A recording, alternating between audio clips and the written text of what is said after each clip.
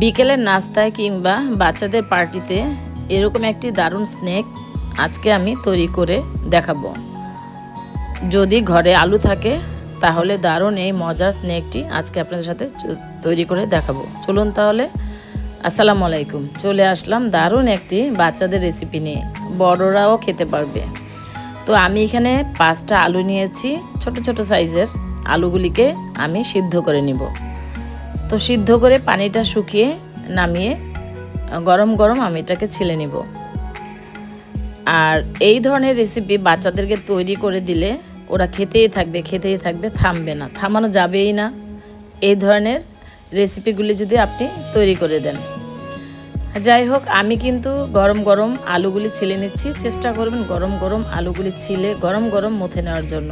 ঠান্ডা হয়ে গেলে আলুগুলির মধ্যে একটু পানি ছেড়ে দেয়, তখন একটু আলুটা একটু পানসে পানসে লাগে। তো যে কোনো ক্ষেত্রে, আলুর ক্ষেত্রে আপনি যদি গরম গরম আলুটা ম্যাশ করে নেন তাহলে কিন্তু প্রত্যেকটা রেসিপি দারুণ হবে। যাই হোক, কথা না বাড়িয়ে চলে যাচ্ছি। আমি আলুটা ছিলে নিচ্ছি। যেহেতু গরম আলু, সিলতে একটু প্রবলেম হচ্ছে, তারপরেও চেষ্টা করবেন গরম গরম আলুগুলি ছিলে নিতে।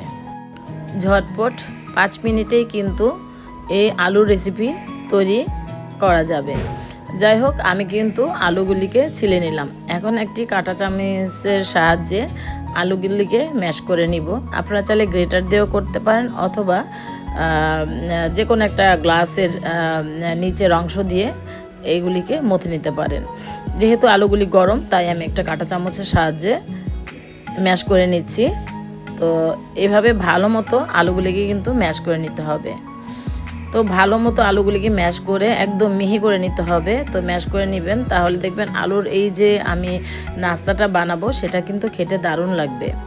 যাই হোক, এখন যেহেতু বৃষ্টি, সবাই আমরা জানি বৃষ্টি পড়ছে, ঠান্ডা ঠান্ডা ওয়েদারে এই ধরনের রেসিপিগুলি, স্ন্যাকগুলি নাস্তার সাথে, চায়ের সাথে, বিকেলে চায়ের সাথে, অথবা বাচ্চারা যখন খেতে চায়, বায়না ধরে, তখন কিন্তু এই ধরনের রেসিপিগুলি ঝটপট বানিয়ে দেওয়া যাবে। তো এই তো ভালো মতো আমি চামচ দিয়ে ভালো মতো ম্যাশ করে নিচ্ছি। তো এখন কিছুটা আলুটা ঠান্ডা হয়ে গেছে। তো আমি এখন আর কাঁটা চামচ ব্যবহার করব না, আমি হাত দিয়েই এখন ভালো মতো একটু মথে নিব। দেখতেই পাচ্ছ তোমরা যে আমি হাত দিয়েই ভালো মতো মথে নিচ্ছি। তো চাইলে তোমরা কাঁটা চামচ বা চামচের সাহায্যেই এটা করতে পারো, কিন্তু আমি হাতের সাহায্য, আমি আগে থেকে হাতটা ধুয়ে নিয়ে এসেছি। তো এইভাবে হাতের সাহায্যে ভালো মতো আলুটাকে মথে নিচ্ছি।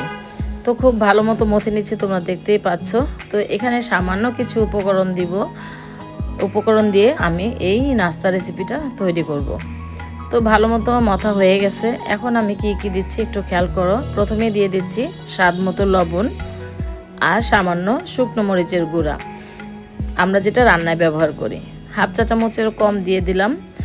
আর এখানে দিয়ে দিলাম 2 টেবিল চামচ চালের গুঁড়া, আর দিয়ে দিব 2 টেবিল চামচ কর্নফ্লাওয়ার।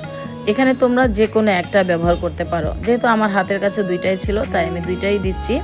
তোমরা চাইলে কর্নফ্লাওয়ার দিতে পারো 2 টেবিল চামচ, অথবা তোমরা চাইলে 2 টেবিল চামচ চালের গুঁড়া দিতে পারো।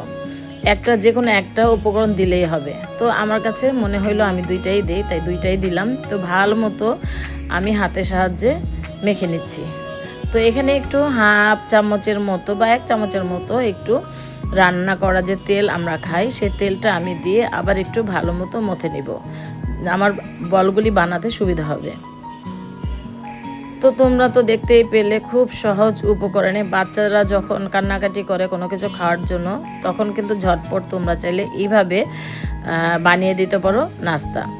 দেখতেই পেলে আমি সামান্য একটু তেল হাতে নিয়েছি, নিয়ে এটাকে আবার একটু মথে নিচ্ছি। তো এইভাবে ভালো মতো মথে আমি কিছু বল বানিয়ে নিব। খুব সহজ একটি নাস্তা, কিন্তু চাইলে কিন্তু যখন তখন এই নাস্তাটা বানানো যায়। চেষ্টা করবে বাচ্চাদেরকে এইভাবে একটু নাস্তা বানিয়ে দিলে বাচ্চারা দেখবে অনায়াসে সবগুলি খাবে। যখন খাওয়া শুরু করবে তখন কিন্তু থামাই মুশকিল হয়ে যাবে। কারণ আমার যেগুলি বানিয়েছিলাম সেগুলি তো মুহূর্তের মধ্যে শেষ হয়ে গেছে। তো আমি অবশ্য অল্প পরিমাণে বানিয়েছি, তোমরা চাইলে বেশি পরিমাণে বানাতে পারো। বেশি পরিমাণে বানালে আলুর পরিমাণটা বেশি নেবে। কর্নফ্লাওয়ার, চালের গুঁড়া, ওইটাও তোমরা পরিমাণ মতো নিয়ে নেবে। তো হাতে একটু সামান্য তেল লাগিয়ে আমি এভাবে বলগুলি বানিয়ে নিব। তো তোমরা দেখেই বুঝতে পেরেছো যে আমি কিভাবে বানিয়ে নিচ্ছি। আর একদম সহজ একটি রেসিপি, মজার একটি রেসিপি। আমি যেহেতু 2টা খেয়ে ফেলেছি অলরেডি, আমি খেয়ে কিন্তু ভয়েসটা দিচ্ছি। তো তোমরা চাইলে এভাবে বানিয়ে তোমরাও কিন্তু খেতে পারো। তো যদি তোমরা একটু ঝাল পছন্দ করো তখন ঝালের পরিমাণটা একটু বেশি দিয়ে দিবে, মরিচের গুঁড়াটা একটু বেশি দিয়ে দিবে, তাহলে কিন্তু তোমাদের জন্য আরও খেতে দারুণ লাগবে। আর যদি মনে করো বাচ্চারা সহই খাবে তাহলে কিন্তু ঝালের পরিমাণটা একটু বুঝে শুনে দিবে, কারণ বাচ্চারা অনেক সময় ঝালটা পছন্দ করে না, ওরা খেতেও পারে না। যাই হোক, কথা না বলে এই তো দেখতেই পাচ্ছ আমি খুব সুন্দরভাবে বলগুলি তৈরি করে নিচ্ছি। বলগুলি এত সুন্দর হচ্ছে যেটা বলে বোঝাতে পারবো না, তোমরা একবার বানালেই বুঝতে পারবে, সত্যিই কিন্তু দারুণ হয়েছিল। আর যাই হোক, এই তো এইভাবে সবগুলি আমি বানিয়ে নিচ্ছি। তো সবগুলি বানানো হয়ে গেছে। আমার ছোট ছোট 4টা আলু দিয়ে এখানে 11টা বলের মতো হয়েছে। তোমরা দেখতে পাচ্ছ নিশ্চয়ই 11টা হয়েছে। তো আমি এখন চলে যাব রান্নাঘরে। আগে থেকে একটি কড়াই বসায় রেখেছি, একটু মিডিয়াম আছে গরম হয়েছে। তো এখন আমি এগুলি এক এক করে সবগুলি ছেড়ে দিব। তোমাদেরকে আগেই বলে নেই যে আমার এই কড়াইটা এরকম কালার, এটা আমি যখন সৌদি গিয়েছিলাম ওমরা হজ করার জন্য, তখন কিন্তু আমি এই কড়াইটা এনেছি, এরকম কালো কালার এনেছি। তো যাই হোক, কেন বলছি, আমার একটা ফ্রাই প্যান আছে, তোমরা সবাই কম বেশি জানো। একটা ফ্রাই প্যান ব্যবহার করতে করতে অনেক সময় কালো হয়ে যায়, তখন দেখতে কিন্তু ভালো লাগে না, কিন্তু ওইটাতে কাজ করে কিন্তু আরাম পাওয়া যায়। তো আমি একটা শুটকির ভর্তা রেসিপি করেছিলাম।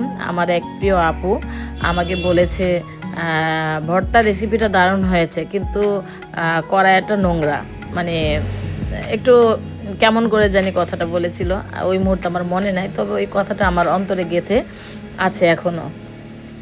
যাই হোক, আসলে অনেক সময় দেখা যায় যে প্রিয় জিনিসগুলি নষ্ট হয়ে গেলেও আমরা কিন্তু ফেলে দেই না, ওগুলি কিন্তু আমরা ব্যবহার করি, কারণ ওগুলি আমাদের প্রয়োজনীয় লাগে। আর আমি বুঝতেও পারি নাই যে শুটকি, যেহেতু আমি ওইটাতে শুটকি টালি শুটকি ভাজি, তাই কিন্তু ওইটাই আমি দেখেছিলাম, আসলে বুঝতে পারি নাই। যাই হোক, যার যা আছে সে তো সেটা দিয়ে সন্তুষ্ট আমি মনে করি। তো আমার যা আছে আমি তাতেই সন্তুষ্ট।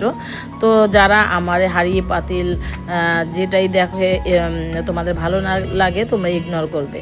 তো তোমাদের সাথে কথা বলতে বলতে কিন্তু আমি কিন্তু অলরেডি এই যে আমার ননস্টিকের যে ফ্রাই প্যানটা, এটা হাতল আছে, হাতলটা ধরেই নেড়ে চেড়ে আমি এগুলিকে ক্রিস্পি করে ভেজে নিচ্ছি। তো দেখেই তো বুঝে নিচ্ছ তোমরা, আসলে বলে বোঝানোর কিছু নাই। যাই হোক, তো এটাই বলছিলাম যে আমার কথায় কাজে, আমি সবসময় বলি আমার কথায় ও কাজে যদি ভুল হয়ে থাকে তোমরা ক্ষমা সুন্দর দৃষ্টিতে দেখবে, মানুষ মাত্রই ভুল। তো যাই হোক, কথা না বাড়িয়ে আমি এখন এই যে এগুলি ভাজা হয়ে গেছে, আমি এখন এগুলিকে তোমাদের সাথে উঠিয়ে পরিবেশন করে দেখাবো। তো এরকম একটি দারুণ রেসিপি যদি 5 মিনিটে তৈরি হয়ে যায়, মন্দ না।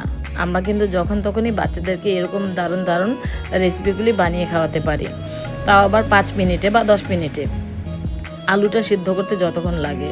তো দেখতে মাশাআল্লাহ অনেক সুন্দর হয়েছিল, আর খেতেও মাশাআল্লাহ অনেক মজা হয়েছিল, আমার কাছে বেশ ভালো লেগেছে। চলো তাহলে আমি এখন পরিবেশন করে দেখাই। তো আমি যেহেতু সস দিয়ে খাবো, আমি একটু সস নিয়েছি, একটু ধনিয়া পাতা ছিল, ভাবলাম যে একটু স্টাইল করি, যেহেতু ভিডিও করছি তাই একটু ধনিয়া পাতা দিয়েছি। তো এখানে একটু পুদিনা পাতার একটা পাতা দিলে বেশি ভালো লাগতো, তো ওই মুহূর্তে আমার কাছে পুদিনা পাতা ছিল না, দেখার সৌন্দর্যের জন্য যাই হোক একটু ধনিয়া পাতা দিয়ে দিলাম। আর এই তো আমি একটু সুন্দর করে সাজিয়ে দিচ্ছি। তো কেমন হলো আমার আজকের এই বাচ্চাদের আলুর দিয়ে একটা মজাদার রেসিপি, অবশ্যই কিন্তু কমেন্ট করে জানাবা। আর সবাই ভালো থাকবে, সুস্থ থাকবে, আমার জন্য দোয়া করবে, আমি যেন নতুন নতুন রেসিপি নতুন নতুন ভিডিও নিয়ে আসতে পারি। এ পর্যন্ত আমি যেন ভালো থাকি, সুস্থ থাকি, তোমরাও ভালো থাকো, সুস্থ থাকো, সবসময় মন থেকে দোয়া করি। আর যারা এখনও পর্যন্ত আমার চ্যানেলটি সাবস্ক্রাইব করোনি, অনুরোধ করছি সাবস্ক্রাইব করে পাশে থেকো। আর যারা নতুন নতুন আপুরা আসতেছো তাদেরকে অসংখ্য ধন্যবাদ, দোয়া ও ভালোবাসা। আর সবসময় এভাবে থেকো আমার সাথে, আমি সবার সাথে আছি ইনশাল্লাহ। তো অনেক কথা বলে ফেলেছি, আবারও বলছি, ক্ষমা সুন্দর দৃষ্টিতে দেখো।